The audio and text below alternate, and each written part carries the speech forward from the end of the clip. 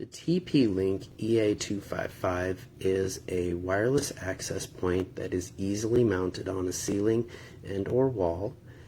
But the one thing that I thought was really nice about it was how easy it was to set up.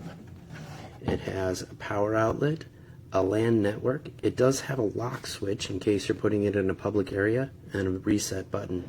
Everything else is very easy to set up. And it was exceedingly easy to get onto my network and to get all of my devices to it rather quickly. The negatives that I would give this device is that they claim there's a software package that makes it even easier. I was able to do it by going to the TP-Link page, searching for EAP245, selecting the item, which brought me here, and then I went to support and had to search again, but I finally got to the download for EAP225.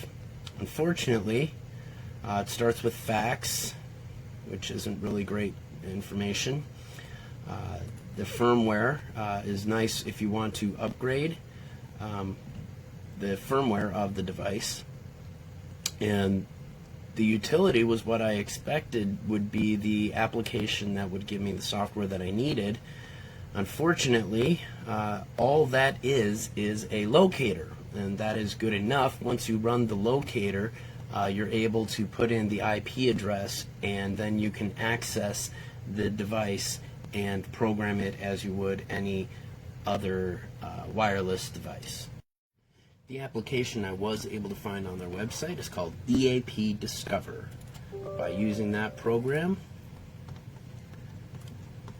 it finds on your network the MAC address, the model number, and the IP address of the device that you're trying to manage. In this case, my device is 192.168.0.14. So if you bring up a standard browser,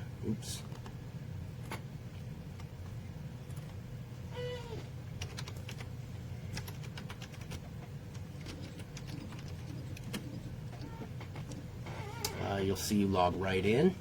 Actually, I've bypassed the login, but it does ask you to log in.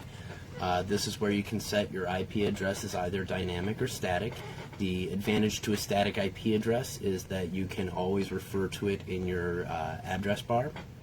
Otherwise, you have to find it first and access it that way. On the wireless tab, you can select different your different radio wire, your radio signal, either 5 gigahertz or 2.4 gigahertz. All of these are configurable, and you can enable or disable as you see fit. Also, you can set your security in this screen. The other options across the top include wireless, monitoring, management, and system. Each of these allow you to manipulate or to set up your TP-Link to set the exact standards that you're hoping to achieve. You can see how many devices are located or are connected to your TP-Link.